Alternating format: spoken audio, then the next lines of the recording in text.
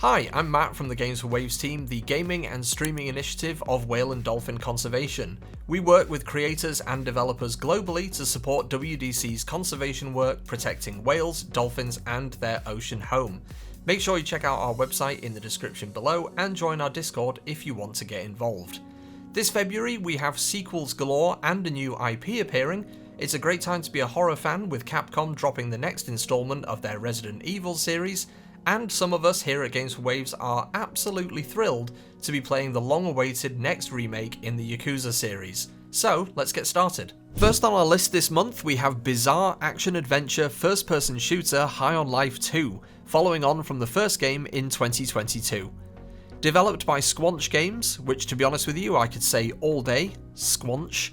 High on Life 2 follows your bounty hunter character and their very strange arsenal of talking weapons, voiced by actors like JB Smoove, Ken Marino, and even Ralph Ineson, last spotted as the gigantic Galactus, crushing New York in Fantastic Four. So get ready to put together a ragtag team of aliens, grab your skateboard, and take the fight to intergalactic Big Pharma.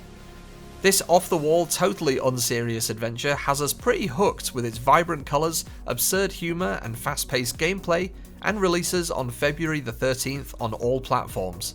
February also brings us the third game in the Styx series, Blades of Greed. Establishing another story in the world started by 2012's of Orcs and Men, Blades of Greed again follows the goblin Styx, as he forms his own crew, acquires a zeppelin, and sets out for riches and glory in the heights of the Icerian continent.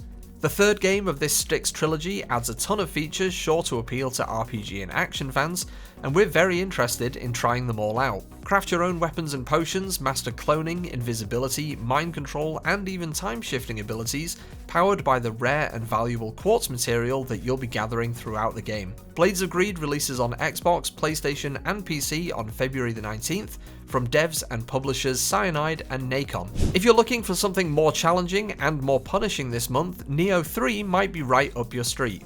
The third in the series taking place after the two previous games, unlike Neo 2's prequel storyline, this title takes you to a dark open world filled with formidable enemies and plenty of locations to explore according to developers Koei Tecmo. We may not be great at this genre of super difficulty and high speed combat, but we are intrigued hearing about Neo 3's seamless style switching between facing enemies head on in samurai style and taking a faster, smoother route with ninja style. It should be a great mix-up and some variety to taking on monstrous yokai bosses throughout this dark and expansive journey. Neo 3 hits PlayStation 5 and PC on February the 6th.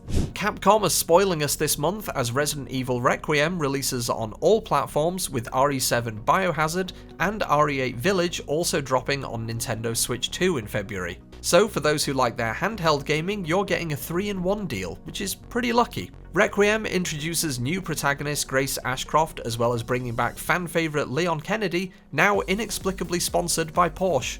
Gameplay appears to be split down the middle, hopefully pleasing all fans, with classic survival horror for poor Grace, an inexperienced FBI analyst, and high-octane, fast-paced zombie slaying with grizzled veteran Leon.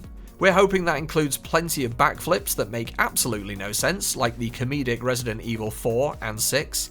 In any case, Requiem is shaping up to be a big one, as players investigate mysterious deaths, virus outbreaks, and the ruins of nuclear bomb-ravaged Raccoon City.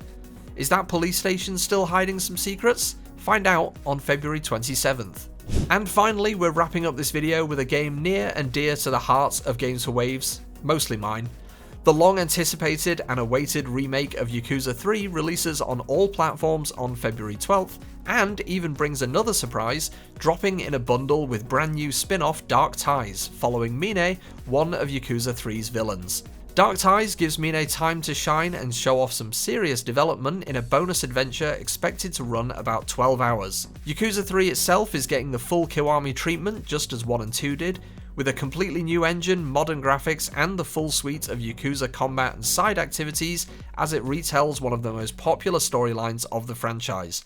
We absolutely cannot wait to take a trip back to Okinawa and experience this fantastic game with a fresh look, an incredible 17 years after its original release back on the PlayStation 3. So the second month of 2026 is already ramping up the big releases, and along with plenty of new indie games, you're sure to sink deep into some amazing entertainment.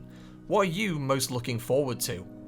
Thank you very much for watching this video. Make sure to give it a like and subscribe to our channel for more gaming content, streaming content, and updates on our conservation projects funded by our streaming events and partners.